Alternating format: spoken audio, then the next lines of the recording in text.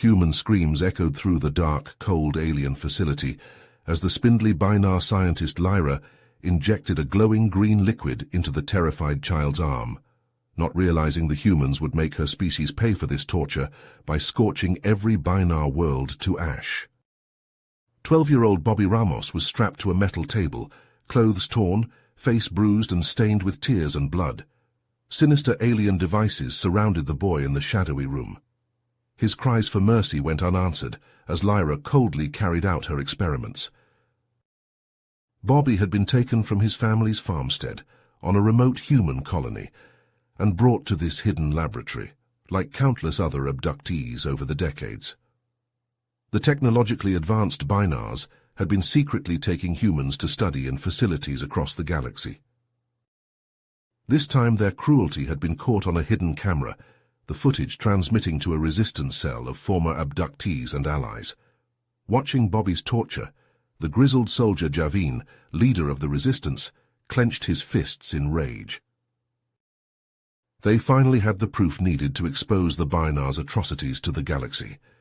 If the resistance didn't act now, more innocents like Bobby would suffer. The alien empire had to pay for what they'd done. "This ends today," Javin growled to his followers, eyes alight with fierce resolve. "We're going to get that kid out and make sure those Binar bastards never hurt anyone else again. One way or another, this is their reckoning. Time to show them what happens when you mess with humans." As the resistance readied their rescue operation, the stage was set for an explosive confrontation with the Binars. Young Bobby's life hung in the balance, along with the fate of any future abductees. This pivotal moment would decide if more children would be tortured by alien monsters, or if humanity would finally put an end to their campaign of terror. Just hours after seeing the footage of Bobby's horrific torture, Javin and his team burst through the Binar facility's outer defenses in a hail of blaster fire. The resistance fighters struck hard and fast, catching the alien guards by surprise as they blew open sealed hatches with breaching charges. Smoke and the stench of charred circuitry filled the air. "Push forward to the cell block," Javin barked, gunning down a Binar trooper as the invaders surged into the compound. "Krill, Zasha, hold this position and cover our flank. Bex, Trock with me. We're getting the kid out." The three humans battled their way through flickering corridors to the detention area. Javin kicked in the door to Bobby's cell, finding the boy strapped to the metal table, half-conscious and shivering. Trock covered them as Bex frantically worked to release Bobby from his bonds. "I've got him," Bex called, lifting the barely responsive child into his arms. "Grab their data drives too, let's move." But as they turned to make their escape, a cold voice stopped them in their tracks. Lyra stood blocking the exit, flanked by a squad of black-armored Binar shock troopers with rifles trained on the humans. The spindly scientist's eyes flashed with icy rage. "Return the test subject and stolen data immediately," Lyra hissed. "Comply and your deaths will be quick." "It's not happening, you sadistic bitch," Javin snarled back, shifting to shield Bobby and Bex behind him. "It's over. We've already transmitted everything to the Council and every news outlet in the galaxy. Your sick experiments are finished." Lyra's face twisted in fury as she realized the magnitude of the exposure. Shrieking in her native tongue, she ordered her soldiers to open fire. But Javin and his team were already moving, diving for cover and returning fire as they fell back. The resistance fighters battled through the facility, alarms blaring as automated defenses activated. Javin took point, his rifle spitting blue bolts of plasma into the Binar lines. Krill and Zasha joined them, laying down suppressing fire as the humans fought toward the extraction point. At last they emerged into the blood-red light of the planet's dying sun, racing for their concealed ship. Binar fighters screamed toward the launch pad, missiles and laser blasts churning the earth around the fleeing rebels. But Javin and the others made it to their vessel, blasting off and arcing into the stratosphere. As they broke orbit and jumped to FTL, the battered team could finally breathe. In the dim confines of the ship's medbay, Javin sat by Bobby's cot, watching the boy drift in and out of consciousness. The kid's eyes suddenly fluttered open, locking onto Javin with a haunted, knowing gaze. "It's not just me," Bobby rasped, his voice trembling with each word. "The Binars, they've been taking us for generations, doing experiments. My parents, they escaped from a lab years ago. Please, you have to stop them. You have to save us all." The boy slipped back into unconsciousness, leaving Javin reeling at the revelation. Bile rising in his throat, he gripped the edge of the cot, knuckles white as the full scope of the Binar's atrocities crashed over him. This wasn't just about Bobby. It was about all the families torn apart, all the children stolen and tortured by those alien butchers for decades, all while the galaxy turned a blind eye. "Never again," Javin growled, a cold fury building in his core. "We're going to end this. The Binars will face justice for every human life they've destroyed. This is just the beginning." Word of the Binars' horrific experiments spread like wildfire across the galaxy. The Galactic Council convened an emergency session, a massive amphitheater packed with representatives from 100 worlds. Nara Solis, the human ambassador, strode to the central podium, her bearing regal and her eyes alight with righteous anger. "Esteemed councillors, the evidence of the Binar Empire's monstrous crimes is undeniable," Nara declared, her voice echoing through the chamber. She gestured to the holoprojectors, which flared to life with brutal images of human children strapped to operating tables, alien scientists looming over them. Gasps and cries of shock rippled through the assembly. "For generations the Binars have been abducting and experimenting on our children, subjecting them to unthinkable torture," Nara continued, her tone laced with barely contained fury. "We demand an immediate end to these atrocities. We demand that those responsible be brought to justice, and we demand that the Binar Empire answer for its heinous actions." As the uproar crescendoed, the Binar ambassador Xyloth rose from his seat, his expression a mask of icy disdain. "The human ambassador's claims are baseless and slanderous," he intoned. "The Binar Empire denies these fabricated accusations. We have committed no crimes." The council chamber erupted into chaos, representatives shouting and pointing fingers. Nara held her ground, unwavering in the face of Xyloth's denials. This was no longer a matter of diplomacy. The galaxy now bore witness to the depths of the Binar's cruelty. And one way or another, humanity would have justice for its stolen children. With the galaxy in turmoil, Javin gathers his team in a secret bunker on the outskirts of human space. They pore over data files snatched from the Binar facility, detailing the locations of illegal research labs and military bases. "All right, listen up," Javin says, jabbing a finger at a star map. "We've got targets on a dozen worlds, weapon depots, cloning facilities, internment camps. We hit 'em hard and fast, before they realize what's happening."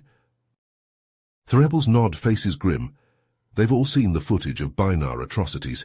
They're ready to strike back. Within hours, the team is in the air, jumping from system to system in unmarked ships. They blast Binar outposts to rubble, setting labs ablaze and freeing captives. Javin leads the charge, his eyes cold as he guns down Binar guards. But even as the rebels score victories, the Binars are preparing a crushing response. On the Binar homeworld, Lyra stands before the High Command, her voice shaking with rage. "The humans have declared war on our great empire," she hisses. "We must respond in kind. We must grind them to dust beneath our boots." The Binar leadership needs no convincing. Within days, a massive armada surges into human space, warships darkening the skies over a dozen colonies. The human fleets meet them in desperate battle, but they are hopelessly outmatched. Binar dreadnoughts shatter human destroyers with contemptuous ease, while Binar troop transports disgorge armies onto the surface of human worlds. On the occupied planets, human civilians are herded into sprawling prison camps, subjected to brutal interrogations and cruel experiments. Families are torn apart, children ripped from their parents' arms. The fortunate ones are merely worked to death in Binar mines and factories. The less fortunate become test subjects for Binar scientists, enduring unspeakable torments. In a hospital ward on a distant rebel base, Bobby watches the news feeds in horror, seeing the same nightmares he endured played out on a galactic scale. Tears stream down his face as he watches human cities burn, Binar soldiers marching through the streets. On the front lines, Javin and his team fight a losing battle, struggling to slow the Bynarr advance. They sabotage supply lines, ambush Bynarr patrols, but it's not enough. The Bynarrs keep coming, an inexorable tide of conquest. In a last desperate gamble, Javin leads a daring raid on a Bynarr command ship, the same vessel where Lyra oversees the invasion. They fight their way to the bridge, leaving a trail of Bynarr corpses in their wake. At last, they have Lyra at gunpoint, the Bynarr commander cowering before them. "Call off the attack," Javin growls, pressing his rifle to Lyra's head. "Withdraw your forces, it's over." But Lyra only laughs, a mad cackle that echoes through the smoke-filled chamber. "You fool," she spits. "You think this ends with me? The Bynarr Empire will never stop. We will not rest until every last human is either enslaved or dead." With a final defiant shriek, Lyra slams her fist down on a console, activating the ship's self-destruct. Klaxons blare as the rebels scramble for the escape pods, Bynarr soldiers hot on their heels. They barely make it out before the command ship explodes, the shockwave buffeting their tiny craft. Javin watches numbly as the fireball fades, realizing the terrible cost of the war. Lyra is dead, but the Bynarr war machine grinds on, implacable and merciless. As the rebels limp back to their base, Javin knows that the fight is far from over. The Bynarrs are closing in, their victory almost complete. The only hope for humanity lies in a desperate all-or-nothing assault on the heart of the Bynarr Empire itself. It's a suicide mission, a chance to strike one last blow for freedom before the end. Javin gathers his battered team, looks into their eyes one by one. They've been through hell together, and they'll follow him to the end.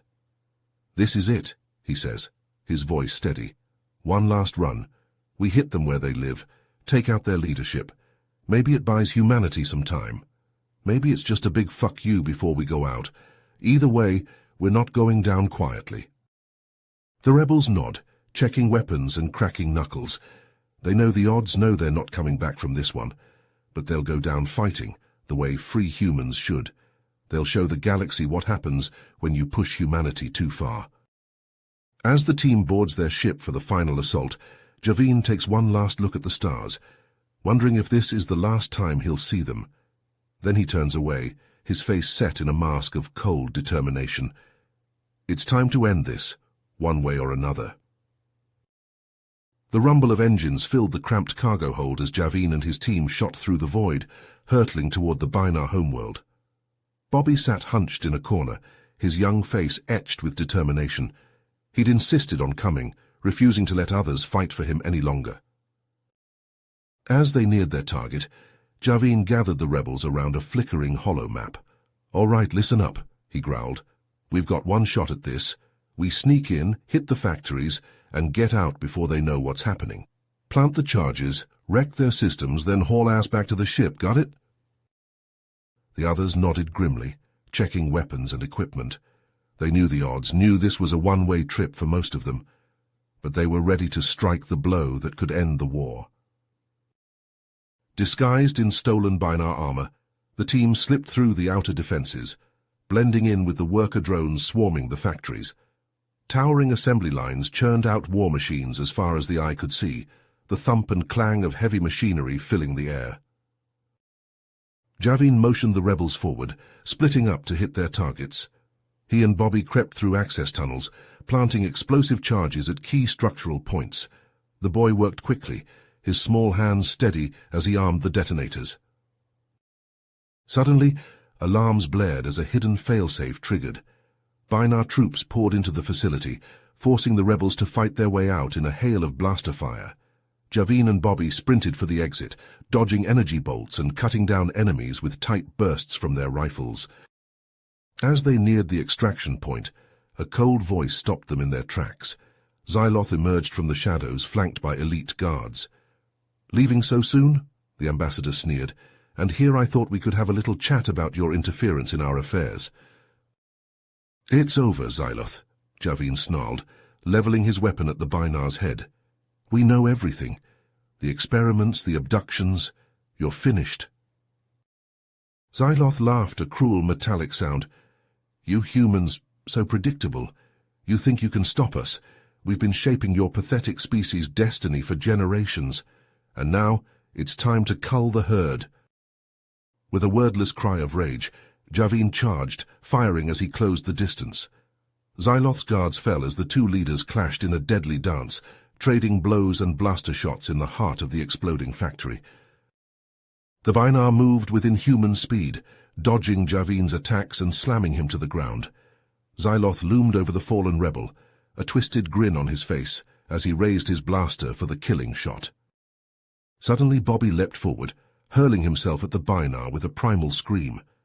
The boy tackled Xyloth, knocking him off balance as Javin struggled to his feet. Together, they grappled with the ambassador, refusing to yield. In a final desperate move, Bobby wrenched Xyloth's blaster away and fired point-blank into the Bynarr's chest. Xyloth staggered back, eyes wide with shock as he crumpled to the ground. But even as life faded from his body, the Bynarr's lips twisted in a cruel smile. With his last breath, he activated a final fail-safe, his dying words echoing through the crumbling factory. "If we burn it, you burn with us."